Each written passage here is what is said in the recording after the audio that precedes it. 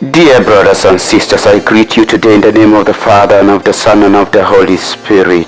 Amen. Through Christ, discriminatory barriers disappear. There were two trees in a village at the market square. The big tree and the small tree. People used to sit under these trees, and they would glorify these two trees and praise the trees for their helpfulness to the community.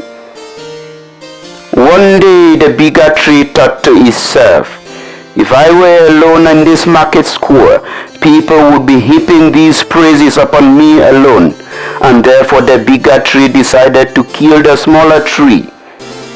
The villagers thought to themselves when they saw the smaller tree withering away, these two trees have outlived their usefulness to our community. They have been on service. There is no point for us to allow the bigger tree to wither like the smaller tree, and so they decided to cut down both trees and plant new trees. If we give others a better life, we also benefit from their well-being.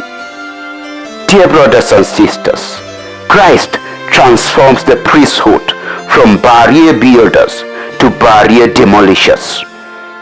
The priests of the Old Testament were capable of diagnosing sickness, but they could do nothing other than issue restrictions of movement and social life for the leprous and the sick. But the priesthood in Christ is one which provides treatment and solutions for the suffering and gives the leprous man opportunity to be integrated in the community.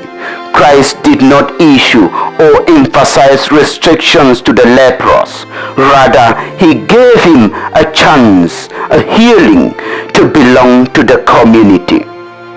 Religion finds its perfection in Christ, and therefore religion, especially Christianity, must and should always be a source of healing and inclusivity, not a source of hurt and exclusivity.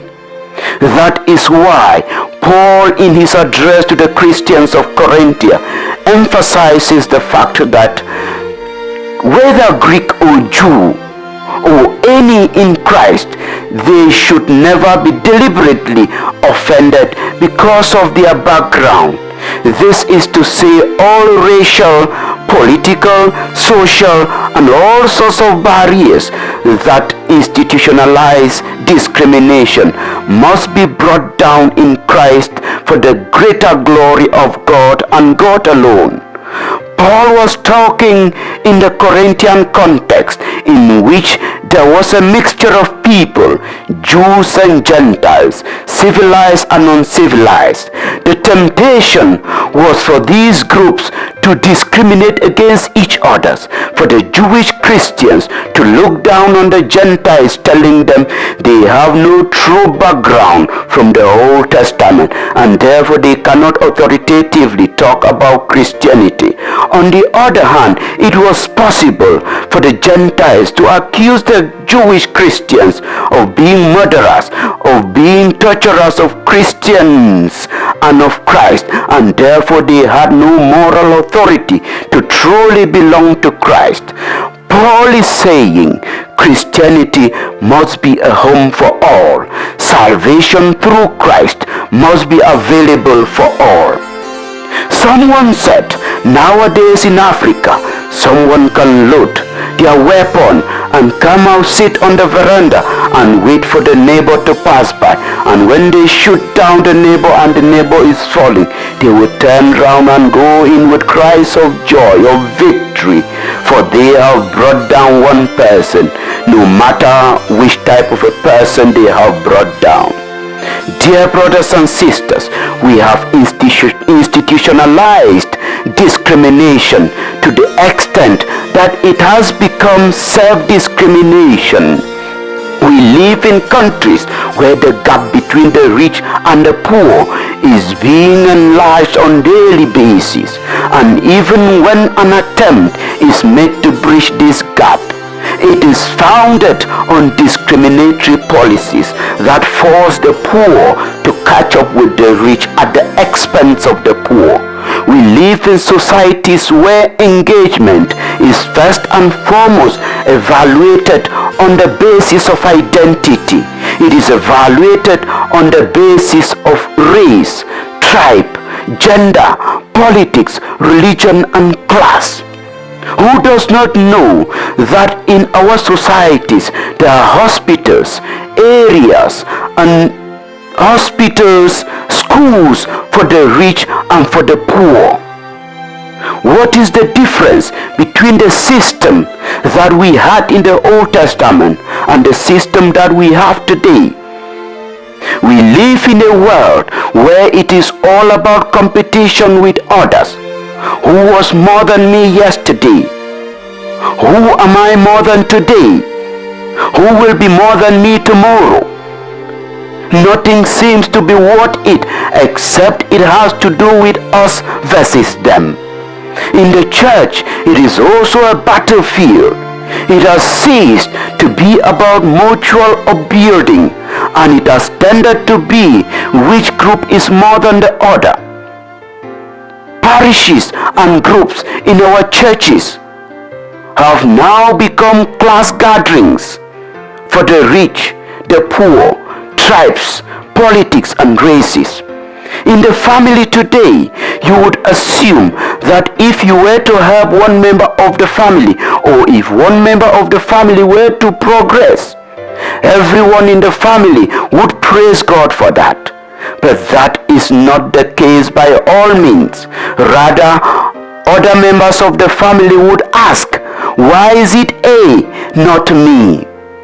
Discrimination has now reached a level where it is me versus them.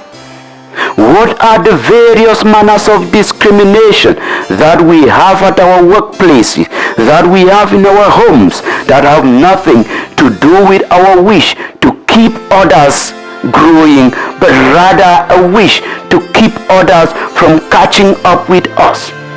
Jesus Christ wants us, dear brothers and sisters, to bring down those barriers, to be communion builders and equity oriented. Jesus Christ is inviting us that whenever people need us, especially when in difficulties, even if we can't grant them total relief, they must go away with a mental comfort that can propel them to the next level of hope. They must go away feeling heard, understood, and appreciated for who they are, irrespective of where they come from or who they are. Jesus Christ is equally inviting you and I today to try our very best to do away with those barriers that stop us from being one with His community, especially the barrier to do with sin. We must repent, especially through confession. There was a lady, dear brothers and sisters, who was at the marketplace, and she was selling together with her neighbor, and she thought that her neighbor was progressing more than her, and therefore she decided to poison the good of her neighbor. Those who drank from the drinks of her neighbor that day were sick, and there was one old man who got sick for over a year. This sick man had borrowed from the son of this lady who poisoned the neighbor's drink, and therefore this old man couldn't pay back the son of this woman who had poisoned our neighbor's drink. And therefore the next year, the son of this woman couldn't sponsor her children in school, and her children were sent to stay with this lady in the village who had poisoned the neighbor's drink. And the next year, they couldn't go back to school. Dear brothers and sisters, let us pray for the grace and courage to bring down barriers of hatred and discrimination. For the more we become communion builders, the more we benefit from the communion that we build. May the Lord bless you today, the Father, the Son, and the Holy Spirit. Amen.